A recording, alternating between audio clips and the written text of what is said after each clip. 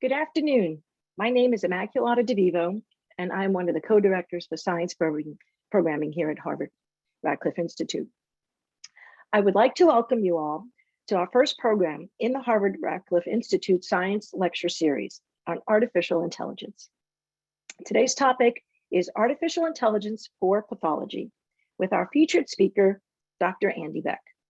The Harvard Radcliffe Institute began its multidisciplinary exploration of artificial intelligence in October with its science symposium, Decoding AI, the Science, Policies, Applications, and Ethics of Artificial Intelligence.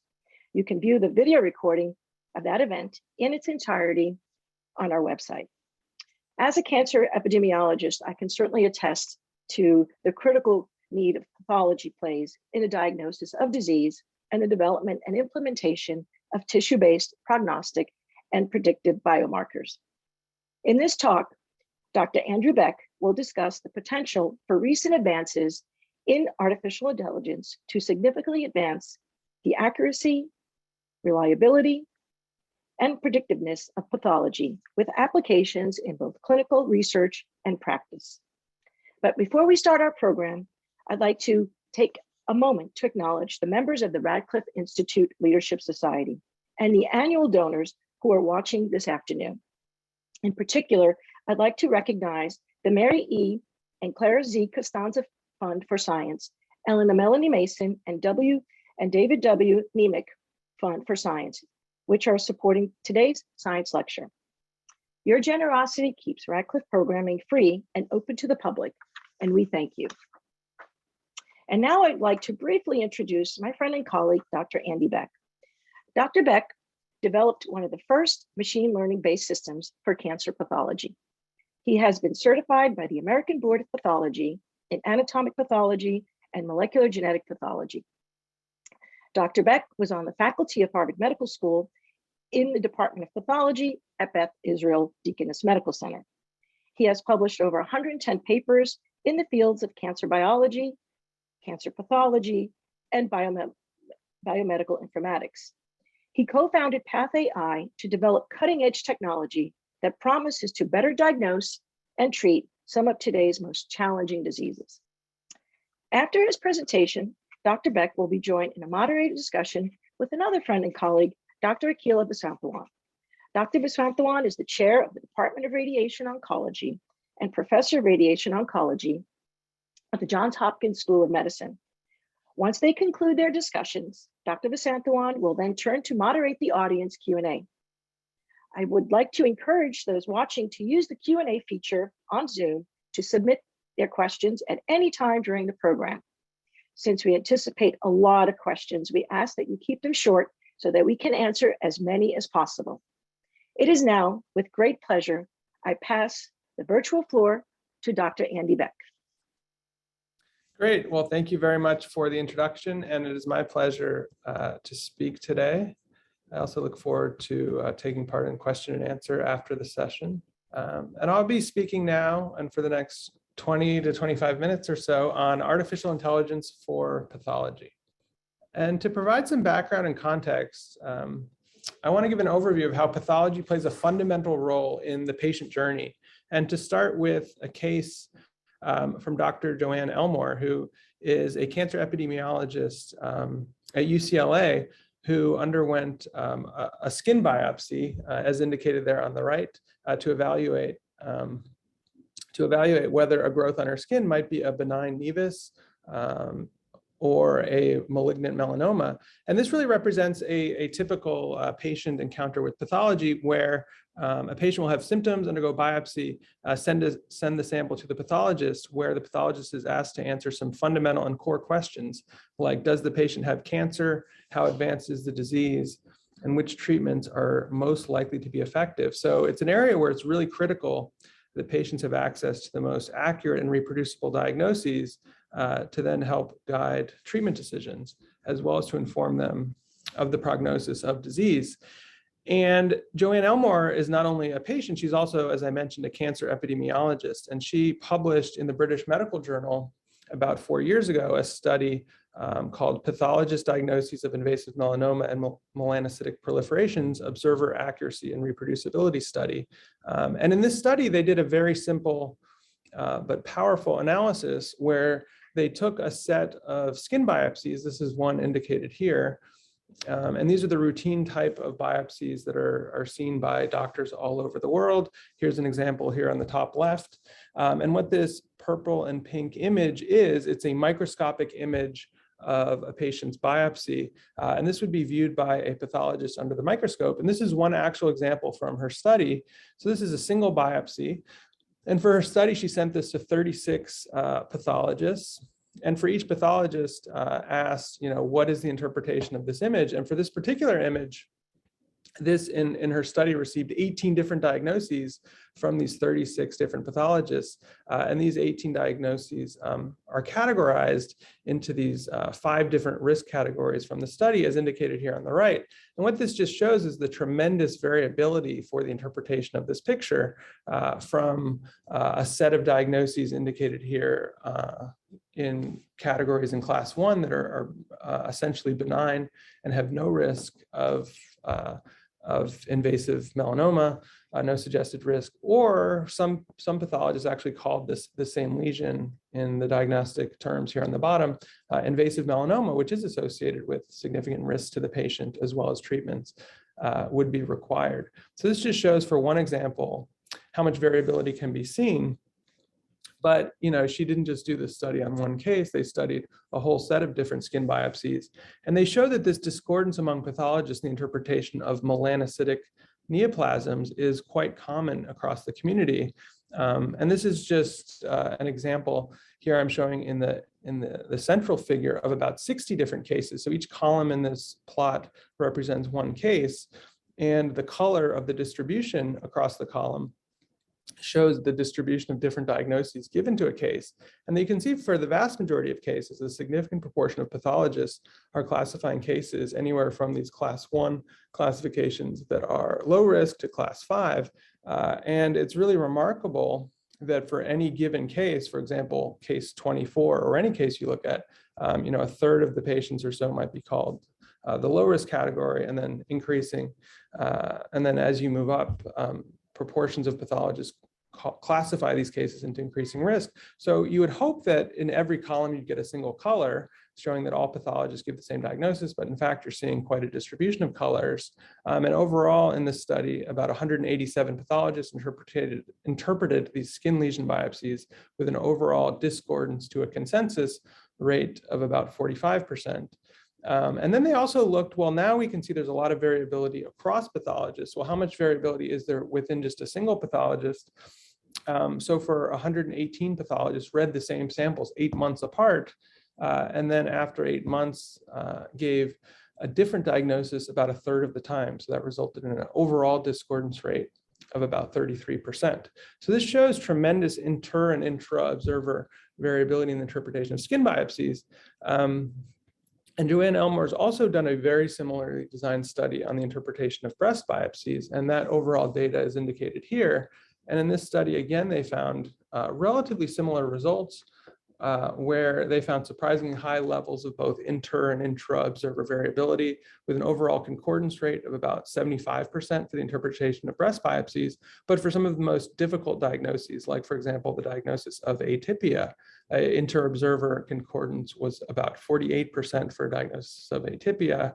And again, in this study in breast biopsies, they found that intra-observer concordance, which is how well does an observer agree with themselves when looking at the same image separated by 9 months, that they only gave the same diagnosis after 9 months about 80% of the time. And for these very difficult atypical lesions, they only gave the same diagnosis as they themselves had given 9 months earlier, about half the time. So this again just shows far too great inter and intra-observer, so across pathologists as well as within pathologists, variability in the interpretation of these breast biopsies. And this is showing some of the actual raw primary data from the study. So here's a set of about 70 cases that were all called atypical by the consensus panel. And then when they sent these out to a large number of community pathologists, they saw significant variability, where for any case, there's a proportion of pathologists calling these cases benign, which is the tan color, atypical, which is yellow, or actually breast carcinoma, either in situ or invasive, which is either orange for in situ cancer or red invasive cancer. So for each case, there's just far more variability than we would hope. So this is a big problem, and it actually has been a problem for many, many years. So we might ask, well, could this get better, and are there solutions? And the truth is, when humans view these images, there has not been tremendous improvement for many, many decades. But one area where there has been great improvement is the ability of computers to interpret to interpret images in general. And that's what's indicated in this plot, is just the improvement in computers using artificial intelligence. And this is showing over 2011 timeframe to 2017, the improvement of the best computational systems in something called the ImageNet Large-Scale Computer Vision Challenge, which is a challenge where computers are tasked with trying to classify the identity of different images. These happen to not be pathology images that are used in this competition. These are more like real world images, like, does this image contain a car? Does this image contain a cat? These are tasks that generally are done pretty reproducibly by humans. And you can see here that for these types of tasks, humans have an accuracy rate of about 95%, so errors are only made 5% of the time.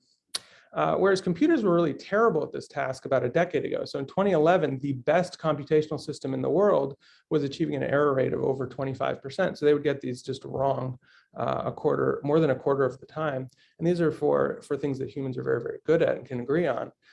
But you can see a dramatic improvement in performance from about 2012 to 2013. And that's really when there was this huge advance in the field of computer vision, or training computers to try to see what's inside images.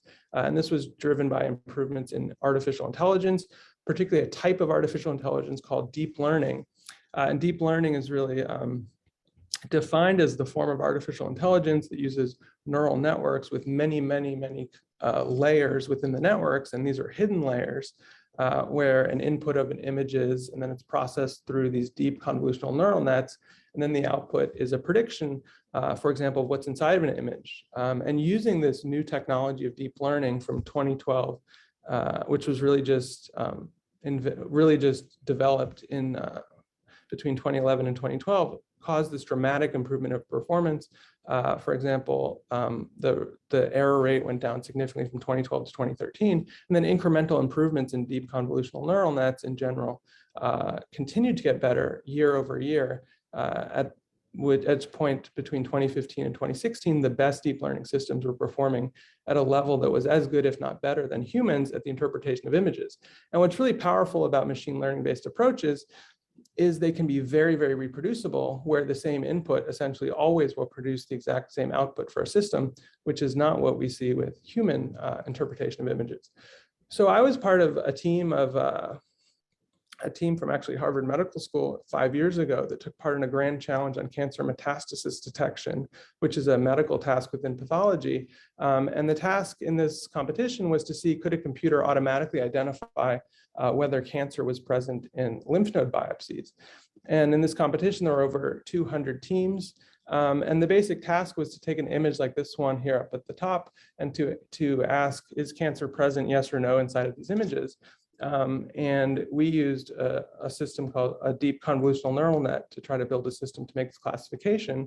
And this would be like an input image that the computer would get, and the computer is asked, do you see cancer anywhere?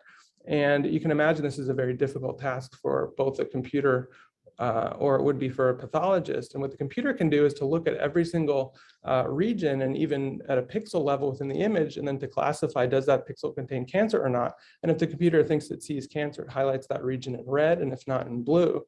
And you can see some of these hotspots that are very red within the image. If you look at a high power, you can actually see that this does contain a small rim of malignant cancer cells and a sea of many normal cells.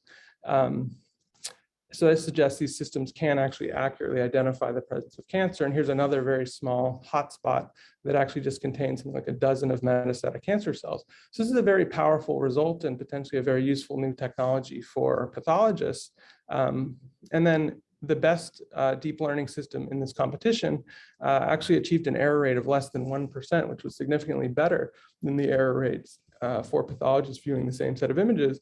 And this was really powerful data to show how useful artificial intelligence, and particularly the deep learning type of artificial intelligence, could be for the interpretation of microscopic images for routine tasks, like very important and routine tasks like trying to identify whether cancer is present or not. And for a patient, the next really important decision, if the diagnosis of cancer is made, is what treatment was most likely to be effective. And one of the biggest areas of advance in the treatment of cancer broadly in many different cancer types has been the advance in immuno-oncology. And this was a study from about a decade ago now from Susan Topalian from Johns Hopkins and colleagues, showing the safety, efficacy, and immune correlates of anti-PD-1 antibody therapy in cancer. And here's the particular drug that they were studying in this study called nivolumab, showing significant reduction in a lung cancer patient, both based on treatment with this anti-PD-1 therapy. But only a minority of patients in the study actually responded to the therapy. And the patients who did respond tended to have this protein called PD-L1 expressed on their tumors. And patients who were positive for PD-L1 showed a response rate of about 9 over 25 patients showed actual response versus patients who didn't express the protein in this study. None of them responded to therapy. So this looks like an important predictive marker for response. But the problem is it's very difficult to score reliably and reproducibly on images. And I'll show you why in a second. Particularly, it's very difficult to score on immune cells, whereas pathologists show moderate to poor inter and intra-observer reproducibility for scoring this marker. As indicated in this study by David Rim and colleagues, it showed an agreement of only 0.19, which is not very strong agreement for the scoring of this marker. And the reason it's so difficult is because what we're asking pathologists to do is not only to identify whether cancer is present, but to actually try to estimate on a whole population of cells what proportion of cells are expressing this drug target. And the cells that are expressing the drug target are brown, and the cells that aren't expressing are not brown. And you can see there'd be a very, very difficult task for anyone to look at a whole set of thousands of cells and try to estimate the correct proportion that are brown, yes or no. That's the type of task that you can ask a well-trained machine learning system to do, and they can do it very, very reliably and actually classify every single cell into both its cell type. Is it a macrophage, which is a type of immune cell? Is it a tumor cell, which is the cancer cells themselves? Or is it a lymphocyte, which is another type of immune cell? And the AI system can both accurately classify the cell type and then classify whether the cell is expressing this protein, which is brown, and then that is indicated by this yellow border, and then can just summarize exhaustively over all the cells and compute the exact percentage that are positive. So this can make this interpretation of this important biomarker more accurate and more reproducible, and to help oncologists and pathologists better make the diagnosis, which we hope will lead to the best therapy that will be selected for patients. And this is one study that we published, presented at the American Association for Cancer Research in 2020, and it's now is in a manuscript that's under review for publication, showing the potential power of this technology for patients. And the key groups to look at, all of these patients received anti-PD-1 therapy. The patients who respond the best in the blue lines in both melanoma and urothelial, which is bladder cancer. On the top, the patients in the light blue category show the best survival. The patients who are negative for the protein, as measured by both machine as well as by pathologists here in purple, they showed the worst overall survival. So they had the most aggressive disease. And these patients in orange were patients who were called differently between machine learning and human. And this is a larger number of patients who were called positive, potentially because the system can exhaustively score every single cell. And these patients actually showed overall survival that was more similar to the truly positive patients, suggesting that these are patients that actually do benefit from this therapy. And they were patients that were only identified in this study through the machine learning-based analysis. So this is just one example, but broadly, we have hope that AI-powered pathology will really advance the field of precision medicine by providing pathologists with tools to enable them to provide more accurate diagnoses. When deploying these systems within clinical trials, the use of this technology, we hope, will lead to more life-saving drug approvals. And then the deployment of these systems broadly in the world at large will enable doctors to more effectively match patients with the best therapy for their disease. And broadly, we really hope every patient will have access to the right diagnosis so that they can then receive the right therapy. And that's my last slide for this talk. So I'd like to pass it over to Dr. Viswanathan, who will lead the next question and answer session. And thank you very much for your attention. Hello, everyone. That was an outstanding presentation, and I want to thank you all for, and especially to Dr. Beck for his great discussion. I'm going to begin with a few questions and ask some of these questions to Dr. Beck. So incorporating some of the questions from the audience, there was a question about how were these cases chosen? Were they random cases or were the cases chosen to be difficult? No, that's a great question. So particularly for those two studies I showed earlier, they were a mix, but they definitely were overrepresented with difficult cases. So it was a distribution of cases that were normal, cases that were invasive cancer, which there tends to be the greatest agreement between, but they were overrepresented for these sort of borderline cases in the middle that were either atypical. So definitely, the disagreement rate seen in that study may be higher than is seen in practice, but it still did cover the full spectrum and was run sort of a study by cancer epidemiologists.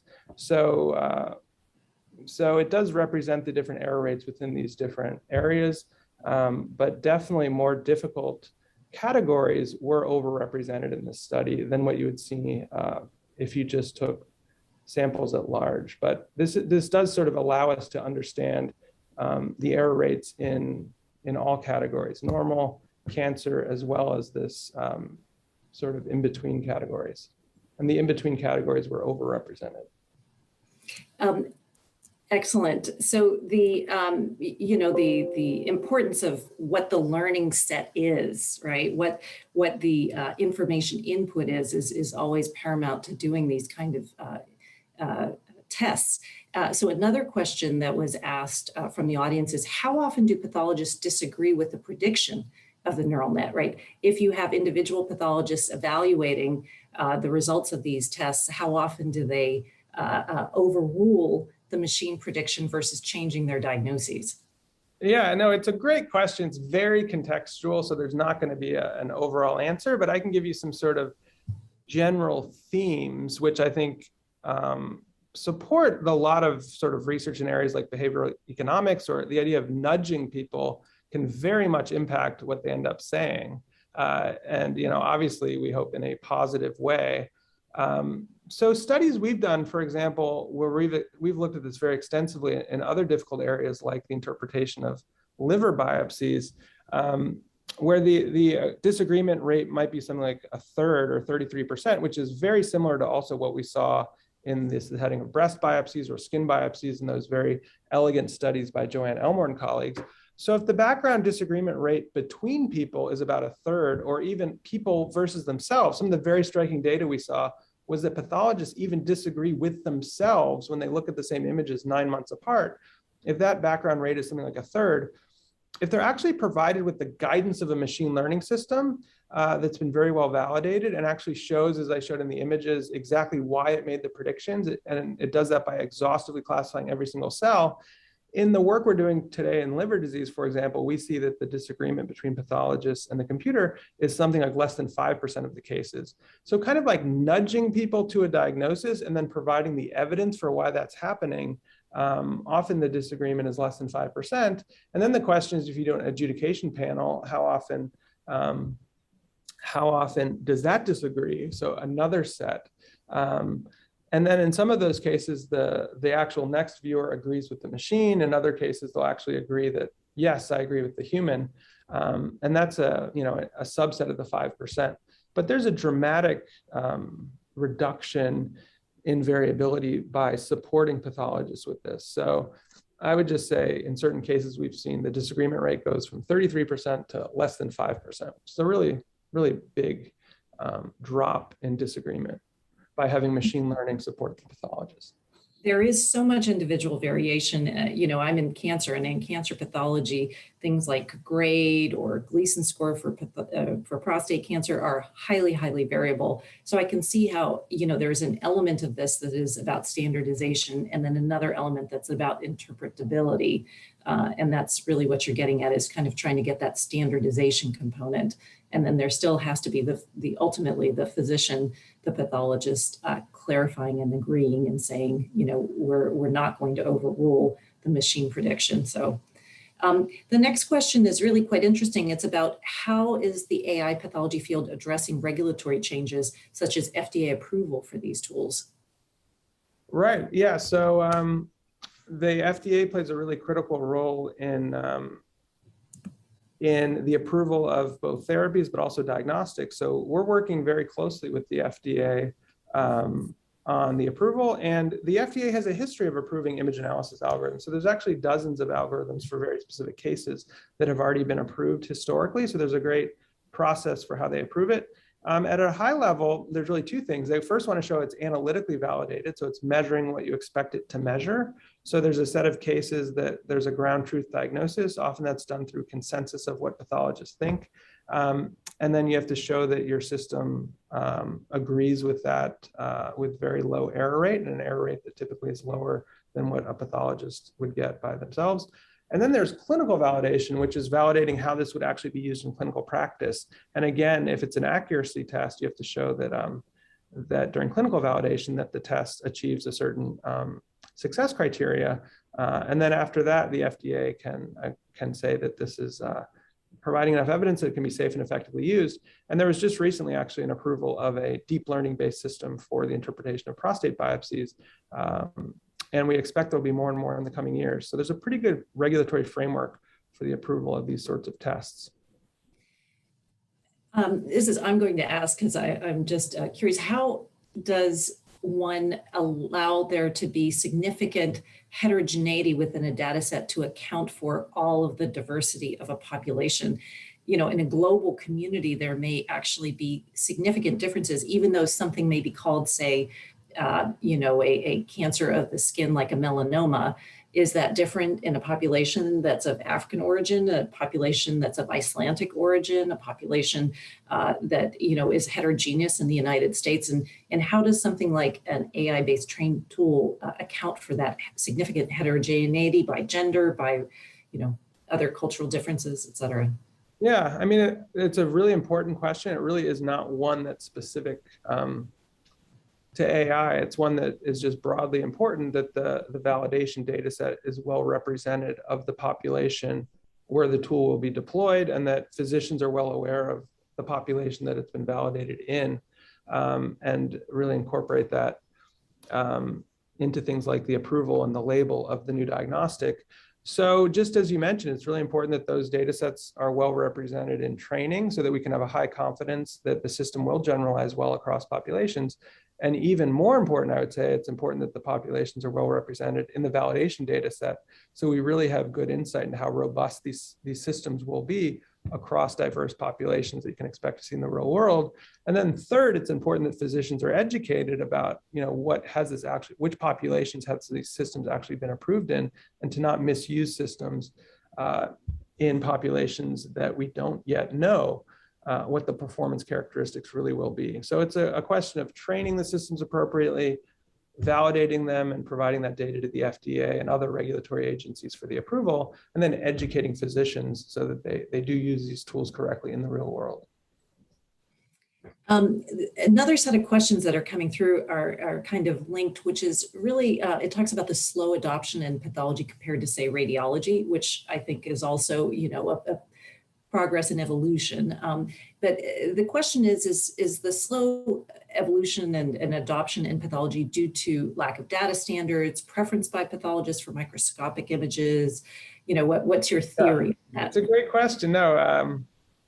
So one is the technology's only recently actually gotten to where it can be really, really good. And we're just now seeing these things start to be FDA approved. So I actually think there will be relatively fast adoption over the next 5 years or so, because if you look at the core advance was in about 2012, where deep learning version of artificial intelligence outside of medicine really showed advance. Jeff Hinton and others were some of the leading researchers about less than a decade ago now who made the first advances, I would say. And then I was actually part of the team in 2016 or so that really on the research side show how powerful this could be for pathology. And then over the past 5 years, we and others have been working on really validating these, making these systems very robust, and then beginning to put the experiments together and provide the data back to the FDA, which is really happening now, to get things like FDA approvals and other types of approvals where some of these could be used as laboratory developed tests, which have a different approval. And it's going to really be over the next 5 years, where first we have the regulatory approvals and the validations in laboratories that can work and solving for the clinical workflow. And certain labs will start to adopt them. And then the other is the reimbursement and the payment to, which also can drive physician behavior, to put those in place where tests that are providing medical value are providing, physicians have the ability to actually pay for these technologies and use them. So I think it's a combination of the regulatory factors, actually having just the technology available, clinical workflow, and then sort of the reimbursement models, which also drive clinical behavior. So I think over the next 5 years, we're going to see all advances in each of these areas that will really change the practice of medicine. But that's why, changing behavior takes time. But we're very much seeing uptake. I think we will be seeing increasing uptake over the next 5 years. And I think the biggest factor is just the technology is quite new. And I actually think it's less cultural and more that they're only now really being developed and rolled out. A lot of the research that I showed was still quite early and not fully developed clinical products that can impact clinical care. This is a technical question that someone asked, which is, as you're looking for specific feature extraction in the early layers of the network, do they look more generic, or was this a transfer learning paradigm? So yeah, a lot of it's not transfer learning, the stuff that we're doing, because typically we have access to very large data sets and are able to build very large data sets. So we don't necessarily need to do transfer learning. And just for others in the audience who may not know, transfer learning would be, for example, you train a generic, in a way, deep learning system that can identify cats and dogs and hot dogs and colors, things that are not specifically related to pathology, but just general visual tasks. And then you could start with that model as input and kind of fine tune it and refine it on pathology specific tasks. And in certain cases, when you have limited training data sets, those systems perform quite well. What we've shown is if the training set is large enough, you really don't, in our experience, get advantages from transfer learning if you have a large and robust enough training set. So we haven't really been, at least at PathAI and in our work, been using transfer learning from other settings. And then in terms of what features are being picked up in the network, that's very interesting. And it's and often the systems do actually focus on the same things pathologists have been focusing on. If it's trying to do a task that pathologists are already doing, it often focuses on the same sorts of features in the image that pathologists are using. And one thing we've learned in our work is pathologists have learned a ton about what actually is clinically important over the past 150 years. So we think there's actually incredibly strong knowledge that physicians have. And then the networks because they're learning from pathologists, they learn to focus on the same things. But for some new tasks, like the thing I was showing at the end about predicting drug response, which are very new, and some of these drugs have only been around for a couple of years, often these systems actually clue in on things that pathologists have not previously been thinking about. So there's those are the two big buckets of systems, either reproducing what we already know is important, but making it more accurate and reproducible, but also we can really use these deep learning systems for discovery and actually discovering new components of the image that weren't previously thought to be important. Another question here. It is well understood that there is a significant difference of opinion about melanocytic lesions among pathologists. I understand AI will reproducibly give the same result. How do we know if it's the correct diagnosis? Great question. The only way we know is through clinical studies and outcome. And for example, like I showed at the end, the overall survival being really the true metric. So being reproducible is very important though in its own right. So I do think reproducibility and standardization is really important. by itself, just because that becomes the basis for how you're going to conduct future studies. And also, patients should have access to the best diagnosis in a reproducible fashion, and best being what the experts think, which is what we use for the ground truth when we know survival. But at the end of the day, patient survival, and just to be very clear of what that would mean and how you would study that, you would have a population that you study who got their treatment done without the use of AI and follow how well they do. And then you have a separate population where their care was augmented by AI, and then you evaluate whether that second population actually does better in terms of survival compared to the first population. And if they do, you can infer that this system is actually better. It's not just a difference of opinion; it is better against an objective ground truth, and things like overall survival are a very strong objective ground truth to show you're really making a positive impact on patient outcomes. Okay, a question near and dear to our moderator, Dr. DeVivo's heart, which is, how can epidemiologists get involved in this field? Great question. So it's a wonderful field for epidemiologists. So epidemiology really relies on things like pathology for classifying patients into categories. So I would say partner with folks in your institution or others who are using sort of AI-powered pathology to make these classifications more accurate, more reproducible, and even more data rich.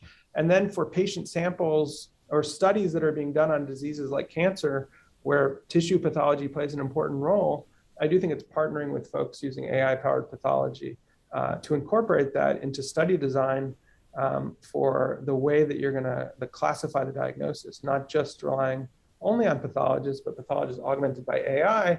And then AI can make not only these sort of binary existing categories, but can create entirely new categories by measuring samples in new ways. Another kind of technical question, which is, how do you clean your data? Oh yeah, so the dirty truth in machine learning is cleaning the data is probably 90% of the work.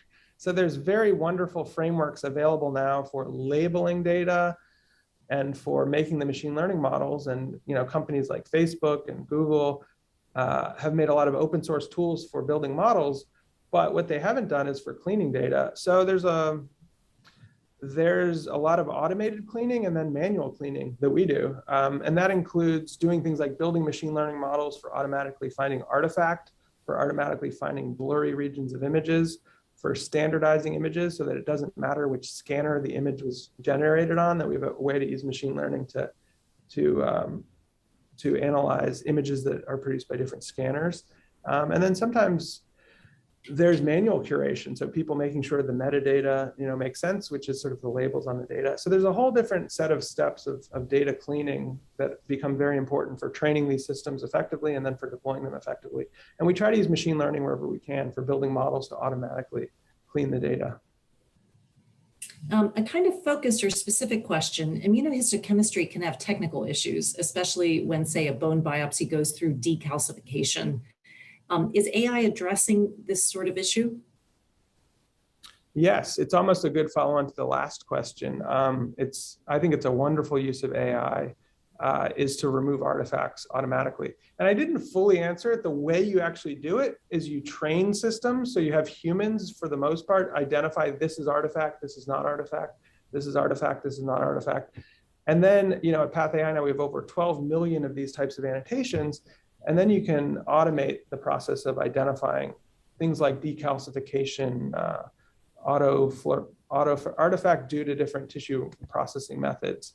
And AI is very, very good at those sorts of very tedious and repetitive tasks, such as identifying artifact, removing artifact, and making sure that you're focusing on the in-focus salient part of the image. So there's a lot of pre-processing, much of which is done by machine learning, that goes into then ensuring that the model is then really paying attention to the most relevant parts of the image. This is, again, somewhat related as a technical question, which is about, do you see the need to do any normalization of the image data across data acquisition systems? Yes, absolutely. It's a really critical part. I would say going from the world of academia, where I was in my world from say 2011 to 2016, and then the past 5 years, the world of industry. When you get into industry, it's just so much more important and I think more well done, and there's enough resources to really do things like normalization such that you can then deploy in the real world where you encounter tons of artifact and variability. So it's incredibly important, and I think something that's often not done enough. And I think the biggest cause of lack of reproducibility of a lot of research is people not carefully doing things like normalization and not having robust enough training sets and robust enough validation data sets, because normalization is really important to ensure robust deployment of models. And then the thing that's super important too is to actually do this sort of validation of models where you have where you can actually test whether the scanner will produce enough noise to mess up the performance. So yeah, it's absolutely critical. How many patients were included in your study? How many images do you get per patient? How many predictions are you doing per image? Well, we've done lots and lots of different studies, but the one that we showed here, so the data that we showed on validation was on the order of hundreds of patients who weren't used in training, where we actually had overall survival data. So we showed in the one plot I showed here was bladder cancer and melanoma on the order of hundreds of patients in both studies across, in this case, it was all the same treatment. It was from a controlled clinical trial. And then what was used in training, again, on the order of hundreds of samples were used in training, but the important, and in general in clinical trials, there's one slide per patient that is used in the analysis. But these pathology images are so large that they often have literally hundreds of thousands of cells per image. And then on the training side, we used in this study about 250,000 annotations on these images. So although we might only have hundreds of images, we can get essentially hundreds or so of annotations per image, and we can end up on the scale of hundreds of thousands of annotations. And what an annotation is a pathologist circling saying, this is a immunohistochemistry positive cell, this is a negative cell, this is a cancer cell, this is an immune cell. So they're hand labeling images. So I would say typically on the order of hundreds of slides or thousands of slides, hundreds of thousands of annotations. And then on validation, it's typically something like hundreds of patients. And so somewhat related, but is it reliable that you can differentiate benign from malignant using deep learning? Because obviously, that distinction is so important. There's a medical legal issue if you classify something as benign, but it were truly malignant and were found on a re-review by some expert at some point to be called malignant, and that those critical junctures, how reliable is an AI tool at classifying benign versus malignant? Yeah, the answer tends to be, it depends. And it depends on how the data is going to be used. So I would say a lot of the work we do is exploratory research, and in which case we often do the analysis in a fully automated manner. And how reliable? There's both analysis at the patient level and then at the cellular level. And we typically try to build models that perform even better than a human, and even humans aren't perfect. So for example, for classifying cancer cell versus lymphocyte, we can be close to 99% accurate, for example. So the error rate for an individual cell might be less than 1%. Then when you're summarizing over a population of cells, the error rate at the slide level would be very, very low for certain patients. And then there's that whole area of ambiguous, not totally normal, not completely cancer. And then the accuracy rate or the agreement rate might be more like, the agreement of an expert with the system might be more like 75%. So it really depends, I would say. And there's no like totally general answer. And it's always important to validate, on new data. But in general, we aim to be even better than a human. And there's always going to be errors, no matter what. Someone did ask for another technical question, which is, can you elaborate on how you developed this and how did you decide on the architecture that was used for the deep neural network? Yeah. Sure. So there's lots of really good high-performing systems now that are available, and we, in our company have, we have a team of dozens of machine learning scientists who evaluate many different architectures. And there's usually a trade-off between kind of complexity and how long a system will take to train and how difficult it will be to deploy, and then performance. And really, we tend to just optimize for performance. And the way we make model architecture decisions is performance on unseen data is kind of the single rule in all of machine learning, is how well do you perform on systems that you've never seen before, and then what's the cost in terms of training and deployment time. So those are some of the trade-offs we think about when picking model architectures. And I would say for folks just joining the field, that we're living in a really awesome time because there's just so many publicly available architectures now to begin with, and then to really decide which one is best for your particular task based on model performance. How often do the different deep learning models disagree with each other, and do we test models against each other? How often do they disagree with each other? In general, I would say not very often. The differences in models that we work on, at least model architectures, tend to not be great. But I would just say, in our system, because we control everything so well, and there's so many different systems, and if we're using the exact same training data set, performance tends to be pretty consistent. If the only variable that's being changed is the architecture. But in general, the disagreement between models will be as great as the disagreement between anyone. If you're talking about different systems trained on different sets of samples or different scanners, or some people didn't normalize, others did. So in general, just knowing that something is machine learning based or AI based is not helpful at all. In the same way that you can't tell how good a human being is going to be based on, I sent this to a human and they told me it was cancer. I sent this to a human. Are they a pathologist? Have they been trained? How well trained? What are their credentials? Are some of the things we use for humans? Same thing is true for models. Is this being produced by a very credible group? Is there a clear documentation of the training data set, the validation data set? Has this been approved by a regulatory body, or has this been developed under design control? And is this, being compliant with things like CAP and CLIA credentials? So there's all of these different variables. So I would just say machine learning models disagree with each other as much as humans disagree with each other. But to the first question, like for us, because we're controlling for so many factors, sometimes just varying a model architecture will not have a big impact on performance. So it's very long-winded, but I would say the devil's in the details, and certainly machine learning models can disagree all the time. And you really have to go deeper and say, how well was this trained? How well was this validated?